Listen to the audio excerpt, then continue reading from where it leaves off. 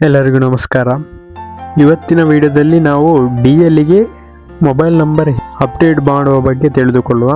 Driving ಲೈಸೆನ್ಸ್ನಲ್ಲಿ mobile number ಕಡ್ಡಾಯವಾಗಿ update ಮಾಡಬೇಕಾಗ್ತದೆ. ಎಲ್ಲರೂ ನಿಮ್ಮ ಮೊಬೈಲ್ ನಂಬರ್ DLನಲ್ಲಿ ಅಪ್ಡೇಟ್ ಆಗಿದೆ ಅಂತ ತಿಳಿದುಕೊಳ್ಳಿ. ಮೈಕ್ರೋಸಾಫ್ಟ್ ಎಡ್ಜ್ನಲ್ಲಿ ಅಥವಾ ಗೂಗಲ್ ಕ್ರೋಮ್ನಲ್ಲಿ parivahan.government.in ಅಂತ ಸರ್ಚ್ ಮಾಡಬೇಕು.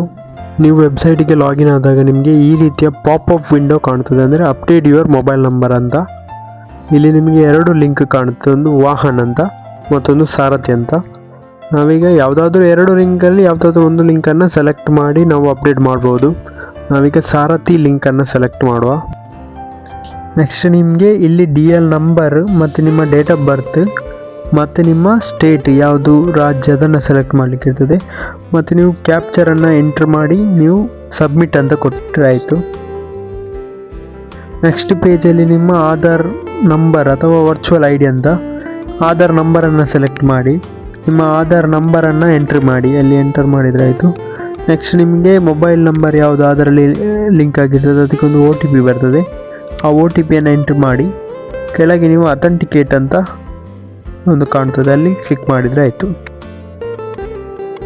ಇವಾಗ ಇಲ್ಲಿ ನಿಮ್ಮ ಹೆಸರು, ಡೇಟ್ ಆಫ್ ಬರ್ತ್ ಮತ್ತು ನಿಮ್ಮ ತಂದೆ ಹೆಸರು, ಜೆಂಡರ್, ನಿಮ್ಮ ಅಡ್ರೆಸ್, ನಿಮ್ಮ ಡಿಸ್ಟಿಕ್ ಮತ್ತು ನಿಮ್ಮ ಸ್ಟೇಟ್ ಯಾವುದೆಲ್ಲ ಡೀಟೇಲ್ ಬರ್ತದೆ.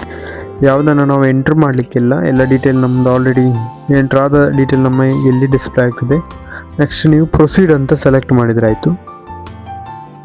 ಈ ಪೇಜಲ್ಲಿ ನಿಮಗೆ ಲೈಸೆನ್ಸ್ ನೇಮ್ ಅಂದರೆ ಯಾರ ಹೆಸರು ಲೈಸೆನ್ಸ್ ಇದೆ ಮತ್ತು ಲೈಸೆನ್ಸ್ ನಂಬರ್ ಮತ್ತು ಬರ್ತ್ ಡೇಟ್ ಮತ್ತು ನಿಮ್ಮ ಎಕ್ಸಿಸ್ಟಿಂಗ್ ಮೊಬೈಲ್ ನಂಬರ್ ಇಷ್ಟು ಡೀಟೇಲ್ ಇಲ್ಲಿ ಬರ್ತದೆ.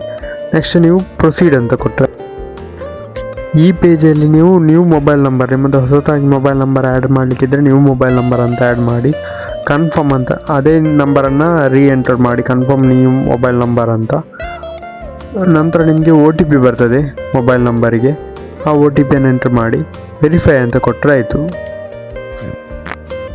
ಇನ್ನು ವಿಡಿಯೋದಲ್ಲಿ ಇನ್ನೊಂದು ಹೊಸ ವಿಷಯದೊಂದಿಗೆ ಬರ್ತೇವೆ. ಅಲ್ಲಿ ತನಕ ಎಲ್ಲರಿಗೂ ಧನ್ಯವಾದಗಳು.